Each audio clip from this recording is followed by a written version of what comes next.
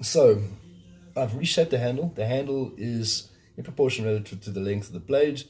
I've tapered the handle over there. There's a swell there. There's a taper there. Feels fun. Feels comfy in the hand. So I'm happy with that. Now the next thing I want to talk about is the dirty word. And the dirty word is alignment. Ugh. If I look down the actual blade, the handle itself, does the blade line up with the direction of the handle? And I'll look at it from this side again as well. Look from there, that point on the blade, and just make sure they all align. I'll look at it from both sides, from the blade and the handle perspective. And if they don't line up, what I'll do is I'll generally use a wood file or a wood rasp, and I'll actually take off some of it and then relook at it. If it's really bad, I'll go to the grinder, but I'll use something like that before I actually go to the grinder. So one of the other things I notice is when people look at alignment, they look like this.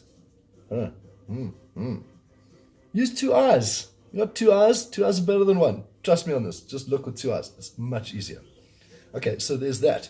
Then the other thing I do sometimes is just to make myself make this experience more unpleasant is I'll put the wood or the knife on a level surface, and I'll stick the blade into a point of wood, turn it over and do it on the other side and stick it in there. And then I'll look at the two puncture marks, and if the two puncture marks line up with each other, then great. If not, problem is there's some symmetry issue over here that I need to deal with.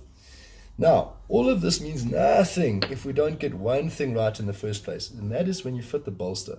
You've got to make sure that it fits square, and the way to check for square, put a mirror on the actual bolster and then on the guard itself, and then look down the blade.